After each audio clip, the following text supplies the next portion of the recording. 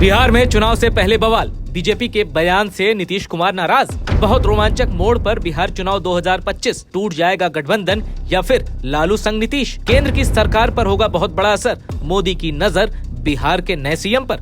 नीतीश कुमार चुप हैं, लेकिन बीजेपी की तरफ से रोज ऐसे बयान आ रहे हैं जो न सिर्फ नीतीश कुमार के समर्थकों को चुप रहे हैं, बल्कि उन बयानों को बीजेपी का अति आत्मविश्वास भी बताया जा रहा है। वही ओवर कॉन्फिडेंस जो राजनीति में बहुत घातक होता है। इस चेहरे को तो पहचानते होंगे आप, नाम है दिलीप जायसवाल। बिहार में बीजेपी के अध्यक्ष हैं, यानी नरेंद्र मोदी ने 2025 का विधानसभा चुनाव जिताने का जिम्मा इन्हीं को सौंपा है। लेकिन इनके एक बयान ने बिहार में सनसनी फैला दी है। बयान दिल्ली तक पहुंचा तो दिलीप जायसवाल को सुर बदलने पड़ गए। सबसे पहले ये जान लीजिए कि दिलीप जायसवाल ने क्या कहा था। दिलीप जायसवाल ने कहा था कि नीतीश कुमार के नेतृत्व में 2025 का विधानसभा चुनाव लड़ेंगे, मगर सीएम चेहरा कौन होगा ये बीजेपी का पार्लियामेंट्री बोर्ड और एनडीए के सभी घटक दल मिलकर फैसला लेंगे।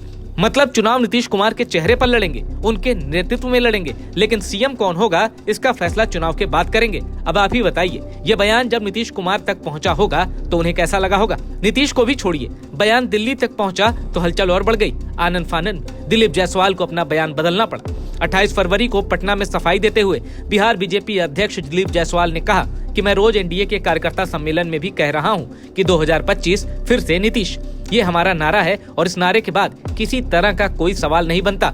एनडीए बिहार में जिनके नेतृत्व में चुनाव लड़ने जा रहा है वो नीतीश कुमार का ही नेतृत्व है। यानी अब बयान से 360 डिग्री का टर्न ले चुके हैं दिलीप जायसवाल। बीजेपी के बिहार यूनिट के चीफ को मानना पड़ा कि चुनाव नीतीश कुमार के नेतृत्व में ही लड़ेंगे और वही एनडीए का चेहरा है। इस बयान का मतलब है कि शायद दिलीप जायसवाल को किसी ने याद दिला दिया है कि केंद्र की मोदी सरकार को जो समर्थन है उसमें नीतीश कुमार के 12 सांसद हैं और अगर नीतीश कुमार समर्थन वापस ले लेंगे तो बवाल मच जाएगा। और इसी वजह से दिलीप जायसवाल को मानना पड़ा कि हाँ भैया, नीतीश कुमार ही एनडीए का चेहरा है। इससे पहले अमित शाह का भी एक बयान नीतीश कुमार पर कंफ्यूजन क्रिएट कर चुका है। सबको लगता है कि चुनाव जीतने के बाद बीजेपी नीतीश कुमार के साथ एकनाथ शिंदे जैसा गेम कर सकती है, और ऐसा नहीं है कि नीतीश कुमार सियासत के कोई अनाड़ी हैं। उन्हें बीजेपी के इस गेम प्लान का पता है, इसीलिए सबकी नजर सीट शेयरिंग पर है। 243 विधानसभा सीट वाले बिहार में किसके पास कितनी सीट जाती है चुनाव से पहले, जेडीयू कितने पर लड़ेगी और बीजेपी कितने पर लड़ेगी, जब ये पता चल जाएगा तभी शायद नीतीश कुमार के भविष्य पर सही आकलन लगाया जा सके।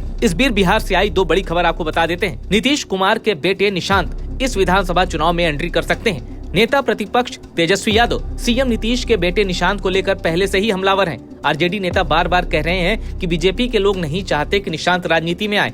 दरअसल इसके पीछे भी आरजेडी का एक मैसेज है। अगर निशांत आ जाएंगे तो जान लीजिए नीतीश पर जो अब तक परिवारवाद के आरोप नहीं लगते थे वो अब लगने लगेंगे, और अगर ऐसा हुआ तो बीजेपी को भी इसका पूरा फायदा मिलेगा। बीजेपी की ओर से बिहार में जो संभावित सीएम फेस हैं, उनमें सम्राट चौधरी और गिरिराज सिंह का नाम सबसे आगे है। इनका पलड़ा भारी है, लेकिन पिछड़े वर्ग से जुड़े होने की वजह से सम्राट चौधरी रेस में आगे हैं। नीतीश कुमार इस रेस को पूरा होने देंगे या नहीं ये तो बात की बात है, लेकिन 2005 के बाद से आज तक नीतीश कुमार के हाथ से कुर्सी एक बार ही गई है, वो भी तब जब नीतीश ने खुद चाहा था और मांझी को सीएम बनाया था। उस कालखंड को छोड़ दें तो बिहार में नीतीश राज 2 दशक से कायम है।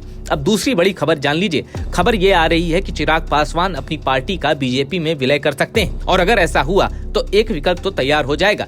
चुनाव बाद अगर सीटें मन माफिक आई तो सीएम का पद बीजेपी अपने पास ही रखना चाहेगी और डिप्टी सीएम के लिए चिराग को अभी से तैयार किया जा सकता है। बिहार वो राज्य है जहां आज तक बीजेपी का नेता मुख्यमंत्री नहीं बन पाया है, और अगर 2025 में अमित शाह और नरेंद्र मोदी की जोड़ी ने ये भी कर दिखाया तो यकीन मानिए शायद नीतीश कुमार को भी कोई आश्चर्य न हो।